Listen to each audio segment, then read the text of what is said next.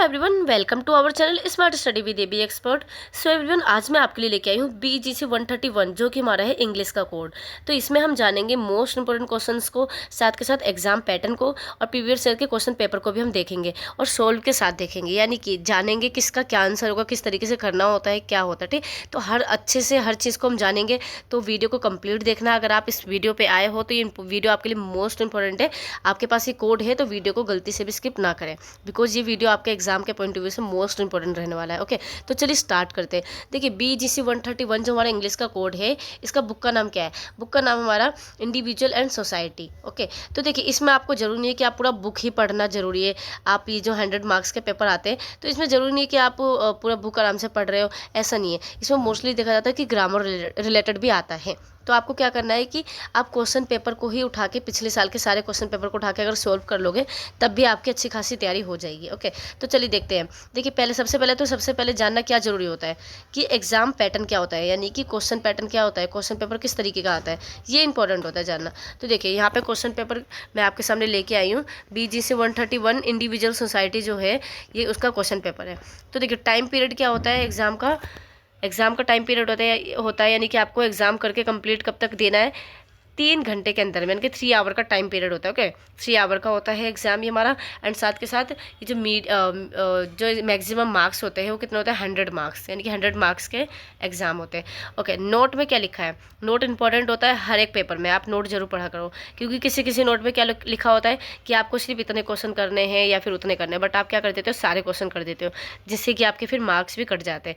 Okay, यहाँ पे note में क्या लिखा है? यहाँ लिखा है ऑल क्वेश्चंस आर कंपलसरी, यानी कि हर क्वेश्चन आपका कंपलसरी है। तो एक भी क्वेश्चंस को आप छोड़ना मत, चाहे आपको आए या ना आए, खुद से बना के भी आंसर्स लिख ही देना। ऐसा मत करना कि अगर आपको नहीं आता तो आपने क्वेश्चन छोड़ दिया। चलिए, तो इसके बाद हम देखते हैं जो क्वेश्चन एग्जाम का जो पैटर्न होता है। तो सबसे पहला क्वेश्चन जो आता है ना, वो आपका पैसेज रिलेटेड होता है। ओके, सबसे फर्स्ट क्वेश्चन आपका पैसेज वाला होता है। अब पैसेज वाले क्वेश्चन क्या होते हैं? तो देखिए, पैसेज वाले क्वेश्चन ऐसे होते हैं कि आपको कुछ पैराग्राफ दे देते हैं, उस पैराग्राफ को रीड आउट करके आपको क्या करना होता है, आपको उस पैराग्राफ से रिलेटेड क्वेश्चन होते हैं, उस क्वेश्चन के आंसर्स को लिखना होता है, और उस क्वेश्चन का आंसर कहाँ होता है, इस पैराग्राफ के अंदर ही छिपा होता है। तो ये बहुत ही ईजी है। तो देखिए, ये जो पैराग्राफ है, फर्स्ट वाला दे रखा है, read the following passage and answer the question given below.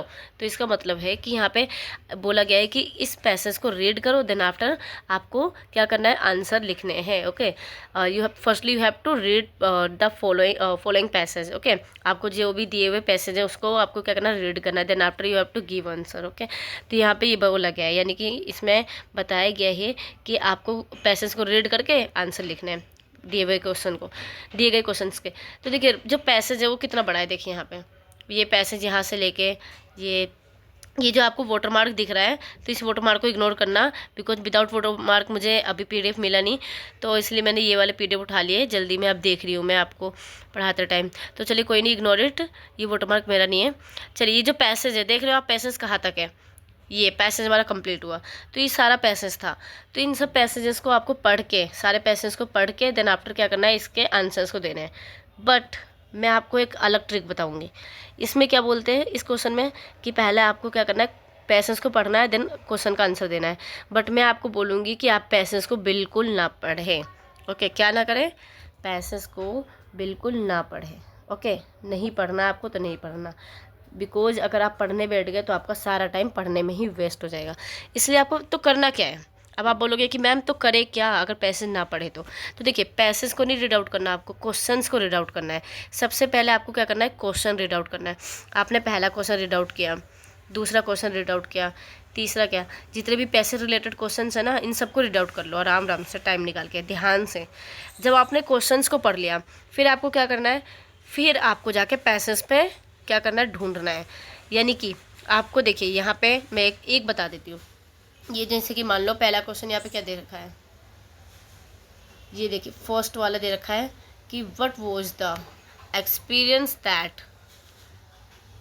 प्रोमैप एक सेकेंड, ये मेरा फ़ोन, यस, चलिए देखिए, यहाँ क्या लिखा है, प्रमोप्ड अशोका टू रिनाउस्ड आर्म्ड कनकोस्ट। तो देखिए, ये जो क्वेश्चन आपका गिवन है, सबसे फर्स्ट क्वेश्चन जो आपका गिवन है, तो इससे रिलेटेड क्या करोगे आप, लाइंस को पैसेज में फाइंड आउट करोगे। ओके, यही आपका होता है ट्रिक। इस ट्रिक को आप यूज़ करना, बिकॉज ऐसा तो नहीं कि आप सारा पैसेज अच्छे से रीड आउट कर लोगे और अंडरस्टैंड भी हो जाओगे, ठीक है। ऐसा तो बिल्कुल नहीं है कि सारे स्टूडेंट सारा पैसेज पढ़ ले, अच्छे से अंडरस्टैंड हो जाए, देन आफ्टर सभी के आंसर्स आप खुद से ही ढूंढ लोगे। मतलब उसमें टाइम लगेगा, कर तो लोगे, चलो ठीक है, मोस्टली कर लेंगे, लेकिन आप उसमें टाइम लगेगा, और एग्जाम टाइम में आप सब पढ़ने बैठ गए तो फिर बहुत ज़्यादा टाइम लगेगा। तो आप कौन सा ट्रिक यूज़ करोगे, सबसे पहले क्वेश्चंस को पढ़ोगे, देन आफ्टर जाके वो क्वेश्चंस के वर्ड को रिलेट करोगे किससे, पैसेज के लाइन से, ओके। तो आपको ढूंढना है।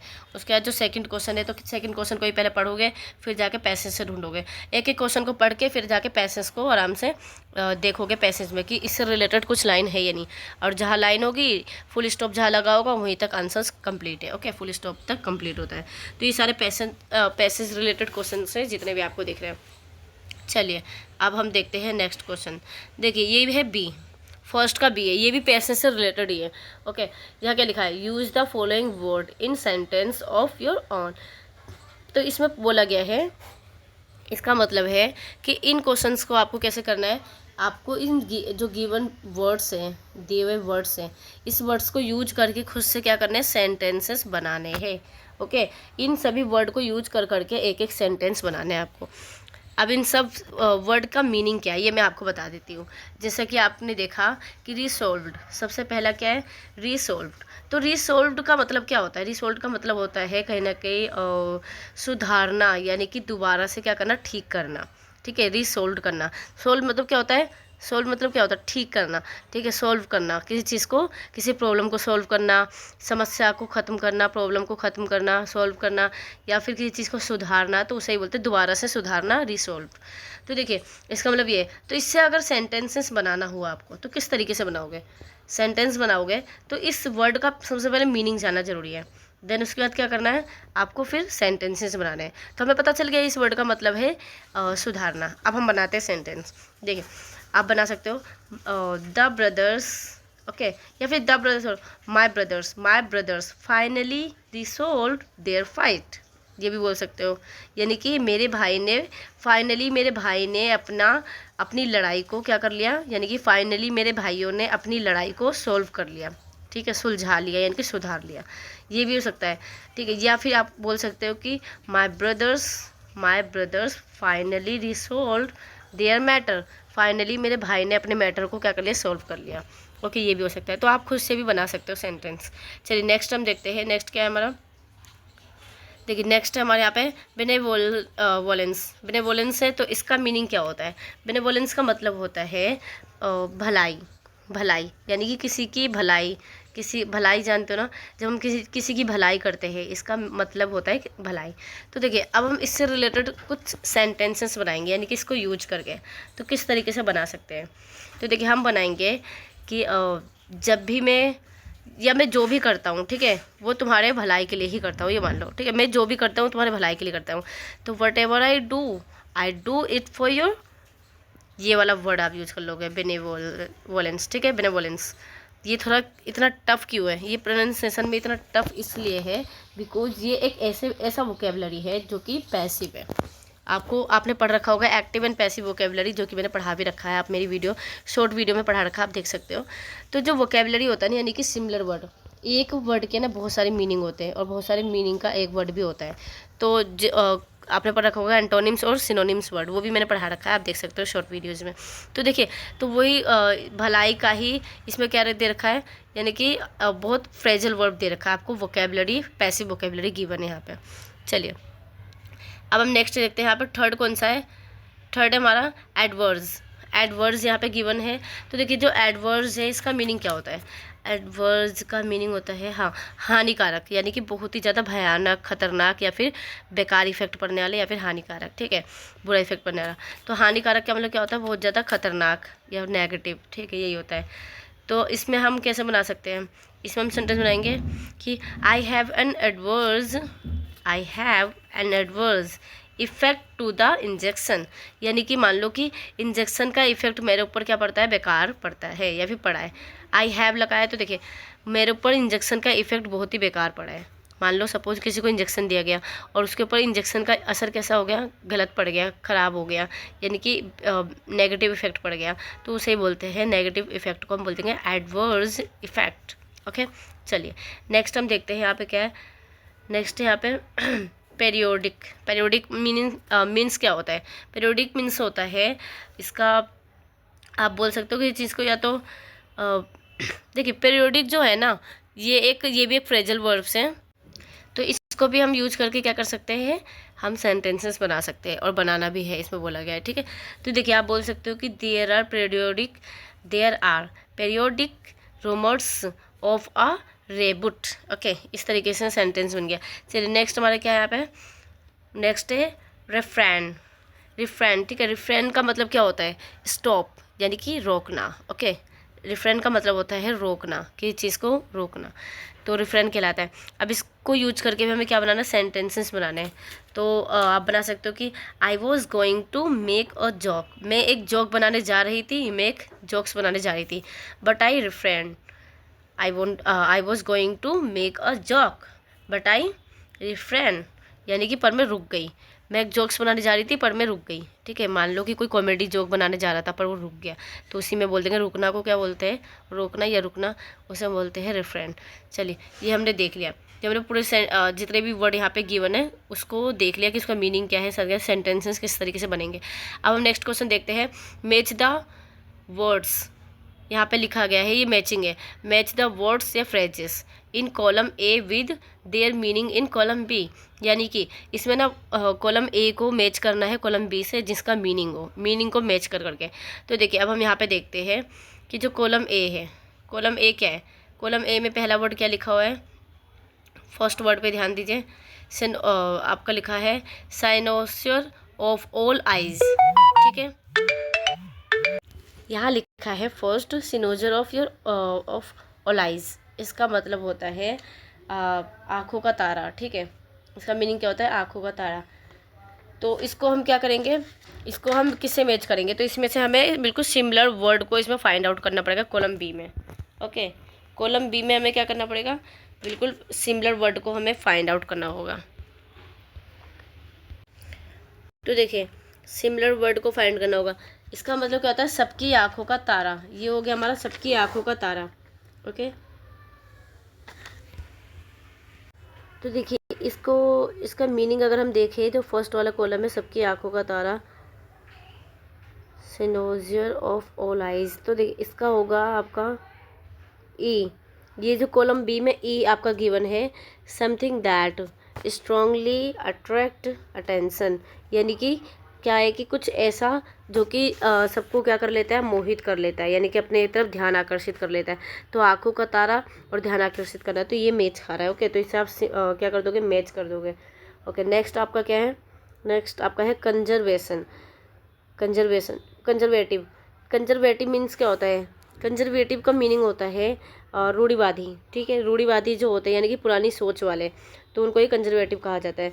तो कंजर्वेटिव को हम मैच करेंगे बिल्कुल सेम वाले से, आप लिख सकते हो जो यस ऑर्थोडॉक्स, इससे आप मैच करोगे, ठीक है।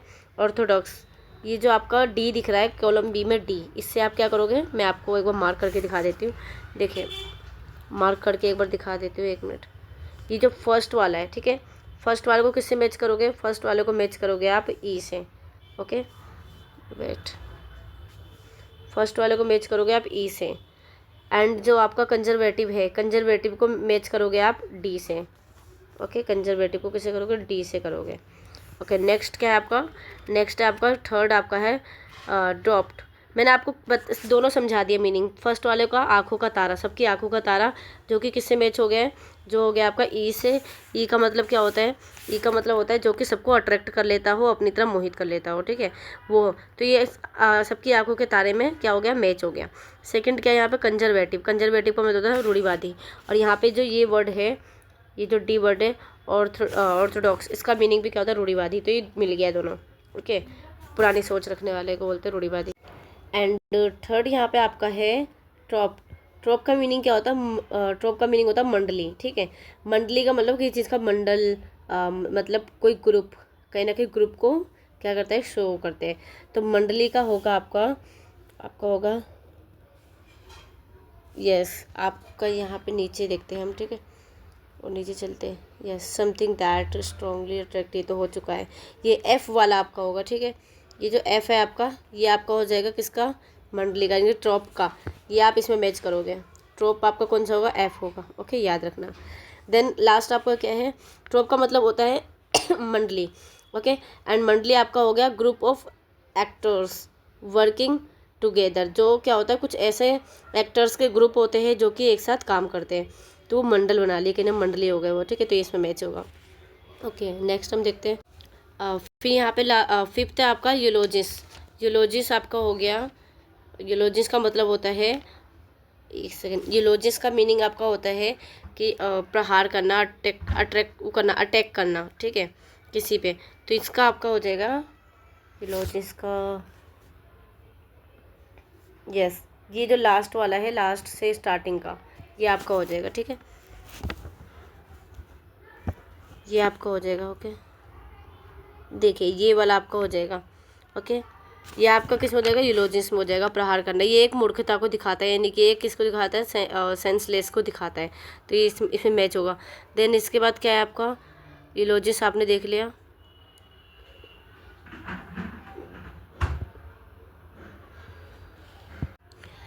देखिए ये मिस्टेक था, ये आपका यूलोजिस का नहीं है, ये है स्ट्रीकिंग। ठीक है, स्ट्रीकिंग का है, जो कि आपका किस में मिलेगा, स्ट्रीकिंग आपका मिलेगा इस वाले में, आई वाले में। ओके, आई वाले में आपका स्ट्रीकली मिल जाएगा। ओके, चलिए स्ट्रीकिंग। देन अब यूलोजिस का मीनिंग क्या है, यूलोजिस का मतलब हो गया एक ना, कहने कि हैप्पीनेस को शो करता है यूलोजिस। ओके, यानी कि एक प्रशंसा को ओके शो करता है। तो ये किस में आएगा, ये आपका आएगा बहुत ज़्यादा ही खुशीपन को शो करता है, तो इसमें आ जाएगा आपका ये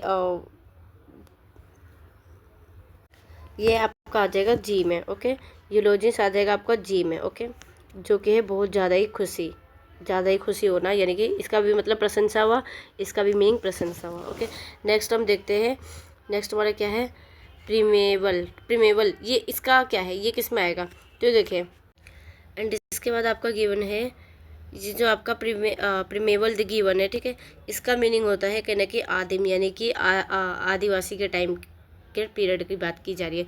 वो कौन सा टाइम था, एशियन टाइम था, यानी कि वो पुराना टाइम था, प्राचीन। ठीक है, ये इसमें मैच हो जाएगा। ओके, एंड इसके बाद नेक्स्ट आपका क्या है, नेक्स्ट है आपका एक आपका है सेटर। तो देखिए जो सेटर वाला है, इसका मीनिंग होता है सेटर का, यानी कि एक हंसने वाली चीज़ है, जो कि बहुत ही ज़्यादा हंसी वाली हो और कॉमेडी टाइप हो। ठीक है, मज़ेदार। तो वो आपका आ जाएगा इसमें आ लिटरेरी वर्क। ठीक है, विच सोज द क्या लिखा है, फुलिशनेस, यानी कि जो कि मतलब किसको दिखाए, बहुत ज़्यादा हंसी कॉमेडी इन सबको दिखाए। तो ये आपका आ गया 7th वाला इसमें। तो देखिए ये जो आपको लेजेंडरी लिखा है, ये जो 8th नंबर पे है, ये इसका मीनिंग होता है बहुत ज़्यादा ही मतलब फेमस, जो होता है ना प्रसिद्ध, ज़्यादा ही फेमस, उसे ही बोला जाता है। तो इसका मैचिंग किस में होगा, इसका मैच होगा, इसका होगा इस वाले में। देखिए ऊपर वाले में हो जाएगा, ये वाले में फेमस लिखा है ना आपका, फेमस, तो इसमें आपका हो जाएगा फेमस वाले में। ठीक है, इसमें मिल जाएगा आपका कौन सा, आपका जो मैंने अभी बताया था। शिट, देखिए ये वाला जो है आपका, ये 8th आपका किस में मिल जाएगा, आपका फर्स्ट वाले में, ए वाले में मिल जाएगा। ओके, चलिए नेक्स्ट हम देखते हैं 9th को, ड्यूरेबल। 9th हमारा क्या है, 9th हमारा ड्यूरेबल। इसका मतलब होता है एक टिकाऊ, जैसे कि फिक्स नहीं होता, कोई टिकाऊ चीज़ होता है, टिकाऊ को बोला गया है, जो लंबे समय तक, ज़्यादा टाइम तक रहता है। तो ये आपका आ जाएगा लॉन्ग लास्टिंग। देखिए ये रहा, ये जो टिकाऊ है ये आ जाएगा लॉन्ग लास्टिंग, यानी कि लास्ट वाले में। ओके, ठीक है, ड्यूरेबल किस में आ जाएगा, लॉन्ग लास्टिंग हो जाएगा। ओके, लास्ट हमारा क्या है, यहाँ पर 10th है। 10th आपका है वॉल्यूम में, ये आपका जो है ना 10th वाला, 10th का जो ये इसका मीनिंग है, वॉल्यूम माइनस मीन्स इसका मीनिंग है। ठीक है, तो ये किस में आ जाएगा, ये इसका मतलब होता है कि मोटा, यानी कि मोटापन या मोटा, या फिर कोई मोटा, किसी भी बड़े या फैले हुए चीज़ को हम बोलते हैं। ठीक है, तो इसका आ जाएगा आपका सेकंड वाला हो जाएगा, ये रहा इम्प्रेसिव। ठीक है, इम्प्रेसिव इसमें हो जाएगा। तो आपने देखा कि जो लास्ट का 10 है, ये आपका किस में आ जाएगा, ये आपका सेकंड वाले बी में आ जाएगा। ओके, सेकंड कॉलम के बी में, ये आपको कंप्लीट हो गया। तो सबका मीनिंग भी पता चल गया। अब हम नेक्स्ट क्वेश्चन देखते हैं। देखिए नेक्स्ट क्वेश्चन यहाँ पे क्वेश्चन नंबर 3 गिवन है, fill in the blanks rewrite as directed, यानी कि आपको या तो फिल इन द ब्लैंक्स करना है, ब्लैंक्स को फिल करना है, या तो फिर आपको क्या है रीराइट करना है एज डायरेक्टेड, या तो बिल्कुल ही डायरेक्ट करके रीराइट करना है, दोबारा से लिखना है। तो यहाँ पे क्या गिवन है, देखिए सबसे पहला वाला जो है फर्स्ट, देयर फिर स्पेस है, यहाँ देखिए देयर फिर space 100 student in the class. तो यहाँ पे पूछा गया है, अब इसमें पूछा गया है use the correct form of be. Be का मतलब होता है होना, तो ठीक है ये बी होता है होना, तो इसमें बी का ना करेक्ट फॉर्म को यूज करना है। तो बी के कौन कौन से फॉर्म होते हैं मैं आपको बता दूँ। ईज होता है, वोज होता है, अगर बी के फॉर्म के प्लेस पे करें वोज होता है, एंड आपका वर भी हो सकता है, ठीक है वर भी हो सकता है, आर भी हो सकता है आपका, एंड तो आप बताइए इनमें से क्या आ सकता है इसमें। देयर क्या होगा, देयर आर, मैं बोलूँ तो आर आएगा। ओके तो देखिए यहाँ पे there are 100 student in the class, यानी कि यहाँ पे 100 स्टूडेंट है क्लास में। ये समझ में आ गया आपको। सेकंड हम देखते हैं आर डोजन पीपल, या देखिए आर डोजन पीपल डेज, ठीक है इंजर्ड इन यस्टरडे एक्सीडेंट। यहाँ पे क्या लिखा है, जो आर डोजन पीपल, जो डोजन पीपल थे वो क्या हो गए, इंजर्ड हो चुके हैं इन यस्टरडेज एक्सीडेंट। यहाँ पे बोला गया घायल हो चुके हैं, ठीक है किसमें, कल के एक्सीडेंट में क्या हो गए, घायल हो चुके हैं। तो इसमें क्या आएगा, यहाँ पे ब्लैंक में क्या आएगा आपका, यहाँ पे ब्लैंक जो ये ब्लैंक है इसमें आपको यूज करना है। इसमें लिख रहा है नीचे देखो, उसके नीचे क्या लिखा है, use the correct form of be. इसमें भी करेक्ट फॉर्म यूज करना है बी का। तो मैंने कौन कौन से फॉर्म बताए थे आपको, इज, एम, आर, वोज, वर, ये हमारे क्या है करेक्ट फॉर्म है। बोले ये सब फॉर्म से हमारे इसी के, तो कौन से फॉर्म आने चाहिए। यहाँ पे देखिए आप इसमें ध्यान दीजिए, येस्टरडे को बात की गई है, येस्टरडे यानी कि पास्ट की। तो पास्ट के लिए हम वो किसका यूज करते हैं, वोज या वर का, ठीक है या तो हम वोज का यूज करते हैं या तो फिर हम वर का यूज करते हैं। अब इनमें से हमें एक चीज़ यूज करना है। अब ये देखना है कि वोज कहाँ पे होता है, वर कहाँ पे। देखिए ये जो यहाँ पे क्या बोला गया है, आर डोजन पीपल, तो ये जो पीपल है ना है तो प्लूरल, बट ये सिंगुलर में काउंट होगा। ओके तो हमें क्या करना है, और प्लूरल के साथ तो हम वर का यूज करते हैं, बताइए आपको, यू के साथ, दे के साथ हम वर का यूज करते हैं, और सिंगुलर के साथ हम क्या करते हैं, वोज का यूज। तो यहाँ पे हम वोज का यूज करेंगे, ठीक है। Are dozen people was injured in yesterday's accident. Okay completed. Then अब नेक्स्ट देखते हैं थर्ड हमारे यहाँ पे क्या है, does your father live in Delhi. यहाँ पे पूछा गया है, यहाँ पे ये क्वेश्चन मार्क दिख रहा है आपको, यानी कि क्वेश्चन किया जा रहा है कि आपके पापा दिल्ली में काम करते हैं। तो पूछा गया है, तो मतलब डू आएगा या डज आएगा, तो डज आएगा फादर के साथ। तो does your father, do your father तो नहीं होगा, डू के साथ क्या आता है हमारा, यू आता है, ठीक है। तो हम क्या ले सकते हैं, डज लेंगे यहाँ पे। Does your father live in Delhi, क्या आपके पापा दिल्ली में रहते हैं। ओके तो ये करेक्ट हो गया। चलिए नेक्स्ट हम देखते हैं, नेक्स्ट क्या है यहाँ पे, हाँ days the chief guest arrived already. अब यहाँ पे हैव या हैज़ का यूज करना है आपको। यहाँ पूछा गया है हैव का या हैज़ का यूज होगा, क्या यूज होगा यहाँ पे। तो यहाँ पे पूछा गया है कि चीफ गेस्ट पहुँच चुके हैं, ठीक है अराइव्ड पहुँच गए हैं। तो इसके लिए क्या करेंगे हम, इसके लिए हैव का यूज करेंगे या फिर हैज़ का यूज करेंगे।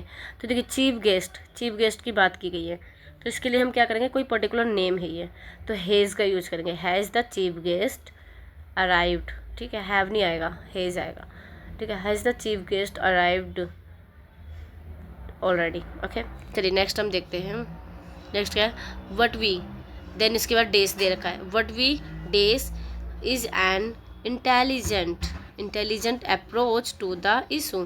तो यहाँ पे पूछा गया है कि वी के बाद आप क्या यूज करोगे। तो यहाँ पे पूछा गया है ब्रैकेट के अंदर देखो नीचे, कंप्लीट यूजिंग नीड और नीड्स, यानी कि आपको सेंटेंस को कंप्लीट करना है नीड का यूज करके या फिर नीड्स का यूज करके।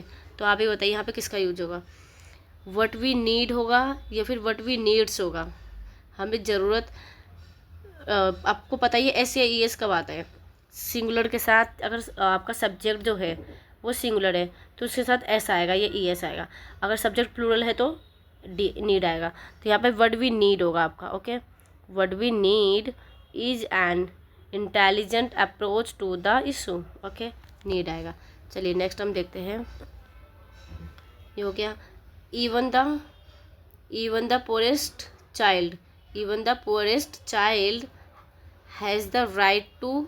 अब बताइए जो पुअरेस्ट चाइल्ड होते हैं उनको कौन सा राइट होता है, correct form of education, educate का राइट होता है या एजुकेशन का राइट होता है, बताइए। गरीबों को पढ़ने का अधिकार है, पढ़ाई का अधिकार है, पढ़ने का अधिकार है, तो पढ़ाई का नहीं पढ़ने का अधिकार है, यहाँ पे एजुकेशन होगा। ओके एजुकेशन कर देना इसे। चलिए नेक्स्ट हम देखते हैं यहाँ पे क्या है, you may does the game if you do not make an effort to play well. यानी कि इसका मतलब बोला गया है कि आप अच्छा मतलब यू में प्ले, तुम खेल सकते हो अगर तुम अच्छे से क्या करो, अपना एफर्ट लगाओ गेम में। तो देखिए यहाँ पे यूज करना है आपको लॉस का, एक मिनट को, इसका पूछा गया है कि तुम घाटे में पड़ सकते हो, ठीक है। You may lose the game if you do not, अगर तुम क्या ना करो, अगर तुम अपना अफोर्ट नहीं लगाओगे तो फिर क्या होगे, अगर तुम अपना अफोर्ट नहीं लगाओगे तुम क्या कर सकते हो, लॉस कर सकते हो अपना लॉस। तो यहाँ पे लूज की जगह लॉस आएगा, ओके। लूज ना आके लॉस आएगा, ओके। अगर आप अपने गेम में अफोर्ट नहीं लगाओगे तो तुम अपना लॉस कर सकते हो। चलिए नेक्स्ट हम देखते हैं यहाँ पे क्या लिखा है। History history us that history us that this was once the royal places of a great king. तो देखिए यहाँ देखिए हिस्ट्री फिर डेस गिवन है। अब इस डेस के अंदर हमें बताना है history does us that this was once the royal place of a great king. तो देखिए ग्रेट किंग, आप ग्रेट को ग्रे भी बोल सकते हो क्योंकि ना जो टी होता है वो साइलेंट वे में भी जा सकता है। तो ग्रेट इंटरव्यू या ग्रेट, ये ऐसा आप ग्रेट बोल सकते हो, ठीक है। Great king, great king. चलिए तो हम प्रोनाउंसिएशन तो सीख नहीं रहे यहाँ पे, मैं आपको बता रही हूँ क्वेश्चंस के आंसर। तो देखिए यहाँ पे क्या यूज करना है आपको, use the correct form of tell, यानी कि टेल के करेक्ट फॉर्म को यूज करना है। तो यहाँ पे पूछा क्या है, हिस्ट्री फिर tell us that this was, यहाँ पे वोज का यूज हो रहा है, this was once the royal place वो ऑफ अ ग्रेट किंग। तो यानी कि क्या हुआ है कि हमें हिस्ट्री बताई, किसकी बताई हिस्ट्री, जो रॉयल किंग थे ना उनके बारे में हिस्ट्री बताई थी, ठीक है, जो कि रॉयल किंग थे। तो इसमें क्या होगा, आपका टेल की जगह टोल्ड आ जाएगा, ठीक है। मुझे हिस्ट्री बताई गई, TOLD, आपको बताया गया, तो यहाँ पे सेकंड फॉर्म आ गया, ओके। चलिए यहाँ पे देखते हैं, yesterday we days the ferry from the mainland, यहाँ देखिए mainland टू द आइसलैंड। तो यहाँ पे पूछा गया है कि ये जो डेज है, वी के बाद जो डेज लगा इसमें क्या होगा, complete using the correct form of take. यहाँ पर टेक का क्या करना है, करेक्ट फॉर्म को यूज करना है। तो सबसे इजी ट्रिक मैं आपको बता दूँ, जब भी किसी सेंटेंस में अगर येस्टरडे लगा हो ना, येस्टरडे, तो इससे साफ साफ पता चला ही पास्ट की बात की गई है। तो यहाँ पे सीधे टेक का टुक कर दो बस, पास्ट का, ठीक है। सेकेंड फॉर्म टुक हो गया, yesterday we took the ferry from the mainland to the island, okay. चलिए नेक्स्ट हम देखते हैं, if I were the health minister, अगर मैं हेल्थ मिनिस्टर होता, आई, उसके बाद क्या आएगा, days spend more money on building hospitals, ठीक है। यहाँ पे पूछा गया है कि बोला गया है कि अगर मैं क्या होता, अगर मैं एक मिनिस्टर होता, हेल्थ मिनिस्टर, तो मैं क्या करता, मैं अपने पैसे किस में खर्च करता, स्पेंड करता अपने सारे मनी किस में, बिल्डिंग बनाने में, हॉस्पिटल बनाने में। तो इसमें यूज द करेक्ट वर्ड, यहाँ पे वर्ड टू फॉर्म यहाँ पे कंडीशनल सेंटेंस। यहाँ पे क्या करना है आपको, कंडीशनल सेंटेंस के वर्ड को बताया, ये जो इसे कंडीशनल सेंटेंस में आपको कन्वर्ट करना है।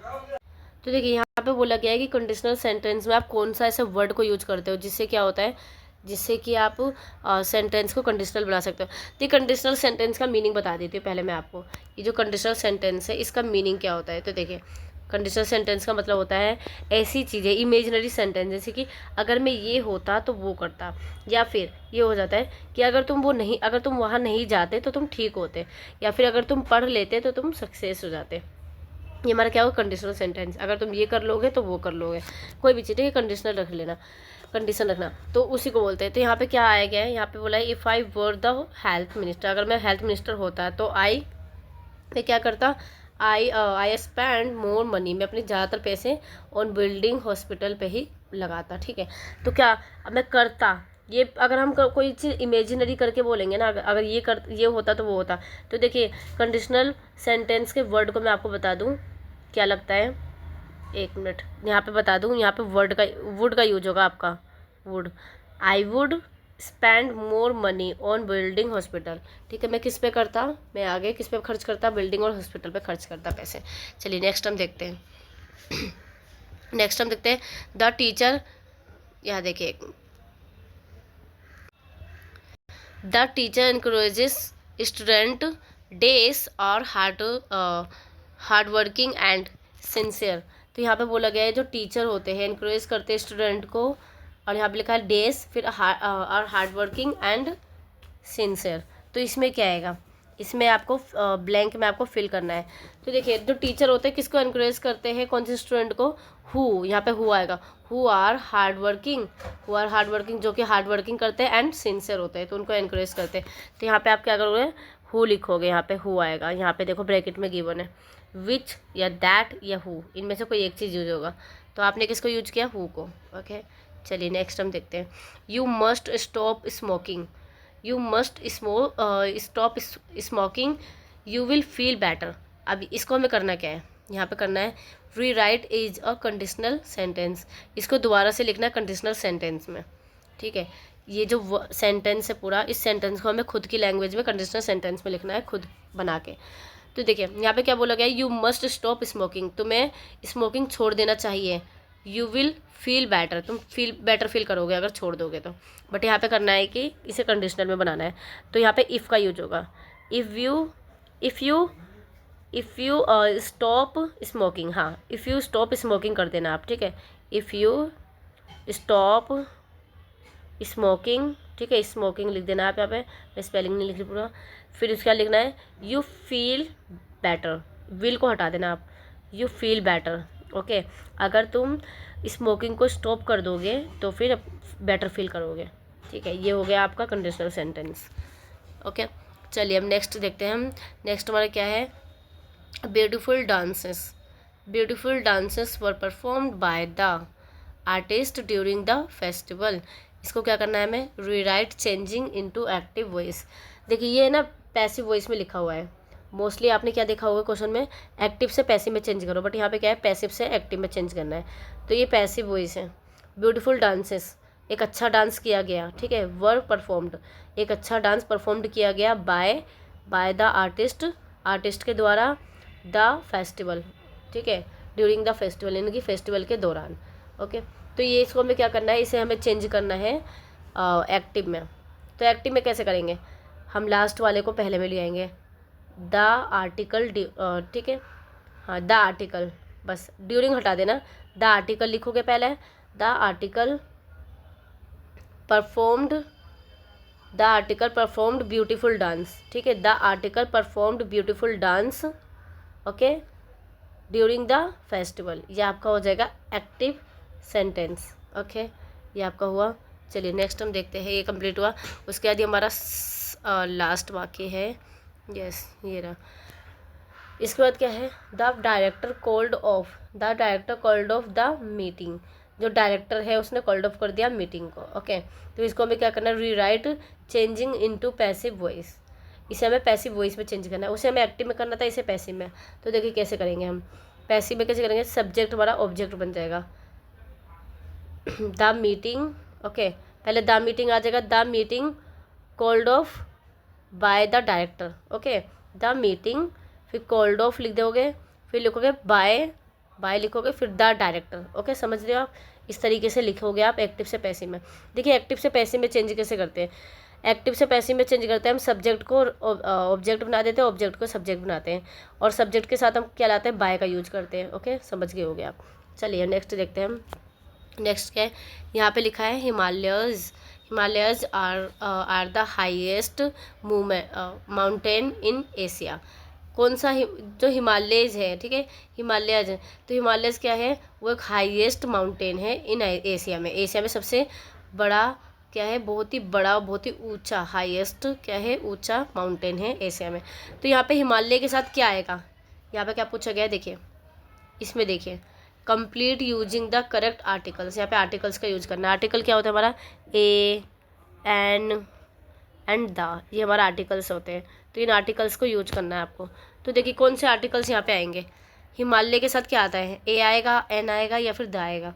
तो देखिए हिमालय के साथ ए तो आएगा नहीं, एन तो आएगा नहीं, ठीक है, बिकॉज वो, और ए भी नहीं आएगा। हिमालय क्या है, एक फेमस है, तो इसे हम क्या बोलेंगे, एक जो पर्टिकुलर जो चीज़ ज़्यादा ही वैल्यूबल होता है उनके साथ हम दा का यूज करते हैं। ओके, तो यहाँ पे the Himalayas are the highest mountain in Asia, ये लिखेंगे। ओके, तो यहाँ पे द का यूज करेंगे। किसका यूज करेंगे? यहाँ पे द लिखेंगे। ओके, ये हमारा कंप्लीट हुआ। चलिए नेक्स्ट हम देखते हैं ये अब हमारा क्वेश्चन कंप्लीट हुआ। अब हम देखते हैं your friends and you are discussing your favourite hobbies. आप और आपके फ्रेंड क्या कर रहे हो? डिस्कसिंग कर रहे हैं, यानी कि आपस में डिस्कस कर रहे हैं अपने फेवरेट हॉबीज़ पे। Right out a dialogues between the two of you. ठीक है, आप दोनों के बीच आप दोनों बातें कर रहे हो, उसके बीच आपको डायलॉग लिखने हैं। ठीक है, इन अबाउट 250 वर्ड्स, यानी कि 250 शब्दों में। Okay, where each of you says, जहाँ पे तुम क्या कहते हो, that makes you interested in these hobbies, यानी कि अपने अपने हॉबीज़ को क्या करें, इंटरेस्टिंग बता रहे हो और उसके बारे में अच्छे से बातें कर रहे हो। तो इस तरीके से आपको क्या करना है, यहाँ पर डायलॉग्स राइटिंग लिखनी है, यानी कि ये इनफॉर्मल डायलॉग है, बातचीत। डायलॉग का मतलब होता है कन्वर्सेशन, तो वो आपको यहाँ पे लिखना है। चलिए फिफ्थ क्वेश्चन नंबर 5 में क्या है? यू हैव जस्ट यहाँ पे लिखा return from a vacation in your favourite tourist. तो आप क्या कर रहे हो? आप ना अभी अभी जस्ट आए ही हो, यानी कि रिटर्न हुए हो कहाँ से? अपने फेवरेट वोकेशन से। ठीक है, फेवरेट वोकेशन से। तो आप वोकेशन पे गए थे, जैसे कि जाते ना आप मान लो कि समर वेकेशन या फिर विंटर वेकेशन या फिर किसी वेकेशन पे जाते हैं, तो आप अपने वेकेशन से, फेवरेट वेकेशन से क्या हुए हो? रिटर्न हुए हो। और कौन सा था? Favourite tourist. ठीक है, वहाँ से। तो आपको क्या करना है? डेस्टिनेशन, टूरिस्ट डेस्टिनेशन से आप क्या हुए हो? रिटर्न हुए। तो आपको write a letter to your friend, अपने फ्रेंड को आप लेटर लिखोगे and describe about your vacation, यानी कि अपने वेकेशन के बारे में डिस्क्राइब करोगे। तो यहाँ पे आपको मैं सिंपल में बता दूँ, आपको एक लेटर लिखना है जो कि इनफॉर्मल लेटर है, जो कि आप अपने फ्रेंड को लिख रहे हो। और उसमें आप क्या बताओगे? उसमें आप अपने वेकेशन के बारे में बताओगे कि आप घूमने गए थे, वहाँ पे क्या क्या देखा, क्या मज़ा आया, क्या क्या किया। ठीक है, सारा आप उसमें मेंशन करोगे। चलिए देखिए, फॉर्मल लेटर लिखते कैसे हैं, इनफॉर्मल लेटर कैसे लिखते हैं, ये दोनों मैं आपको बताऊंगी, उसके ऊपर सेपरेट वीडियोस लेके आऊँगी। चलिए नेक्स्ट हम देखते हैं। You have been invited to make a speech on the topic, यानी कि इसमें बोला गया है कि आपको ना स्पीच लिखनी है। ठीक है, किस टॉपिक पे लिखनी है? यहाँ देखिए, college student in the community, college student in the community, your speech should be right in around 250 word. आपका जो स्पीच है वो 250 शब्दों में होना चाहिए। And should encourage college student to take up social service work in the community. यहाँ पे आप समझ गए होंगे, ये जो स्पीच आपको लिखनी है वो किस पे लिखनी है? सोशल सर्विस पे लिखनी है, वर्क इन द कम्युनिटी उसके ऊपर लिखना है। ओके, चलिए नेक्स्ट हम देखते हैं। ये स्पीच आपका इंपॉर्टेंट है, जो कि जितने भी क्वेश्चन मैं आपको बता रही हूँ ना एग्जाम के पैटर्न, ये फिक्स होते हैं, बस तरीका अलग हो जाता है पूछने का। ओके, चलिए राइट एंड एस्से, यहाँ पे ऐसे लिखना है आपको इन अबाउट 250 वर्ड। ठीक है, 250 शब्दों में। ऑन द फॉलोइंग टॉपिक्स पे लिखना है, यानी कि दिए गए टॉपिक्स पे। अब कौन कौन से टॉपिक्स हैं यहाँ देखिए। Providing improved health care. ठीक है, हेल्थ केयर, इसके ऊपर आपको क्या करना है? यहाँ पे आपको ऐसे राइटिंग लिखनी है। तो ये इसके ऊपर आपको क्या लिखना है? आपको ऐसे लिखना है, providing improve health care facilities to all India's. Okay, and how can we meet this challenges, हम किस तरीके से इस चैलेंजेस को मीट कर सकते हैं, मिल सकते हैं। ठीक है, तो यहाँ पे आपको लिखना है। ओके, तो ये इंपॉर्टेंट है, ये ऐसा राइटिंग भी, जो कि एग्जाम के पॉइंट ऑफ व्यू से मोस्ट इंपॉर्टेंट है। तो जितने भी मैंने आपको बताया ये प्रीवियस ईयर के क्वेश्चन पेपर, तो ये सारे आप इस सभी पे क्वेश्चन पे तैयारी कर लीजिए, अलग अलग प्रीवियस ईयर के क्वेश्चन पेपर को सोल्व करिए, जिससे कि आपका एग्जाम ईजी हो जाए। ठीक है, मैंने आपको समझा दिया कुछ कुछ को, जिससे कि आपका ईजी भी हो गया होगा। तो चलिए, अगर आपको और भी क्वेश्चन पेपर देखने हैं या फिर कोई भी क्वेश्चन पेपर की, इस भी क्वेश्चन पेपर का PDF चाहिए, तो आप मुझे बता देना, मैं आपको सेंड कर दूंगी टेलीग्राम पे। ठीक है, हमारे टेलीग्राम चैनल से जुड़ने के लिए आप हमारे लिंक पे जाए, डिस्क्रिप्शन में जाके लिंक पे जाके ज्वाइन कर सकते हो। व्हाट्सअप चैनल को भी ज्वाइन कर सकते हो। ठीक है, लिंक डिस्क्रिप्शन में गिवन है। चलिए, thanks for watching this video, and ये वीडियो ज़्यादा से ज़्यादा शेयर कीजिए, चैनल को सब्सक्राइब कर लीजिए, जिससे आने वाली वीडियो की नोटिफिकेशन आप तक जल्द से पहुँच सके। Thank you so much.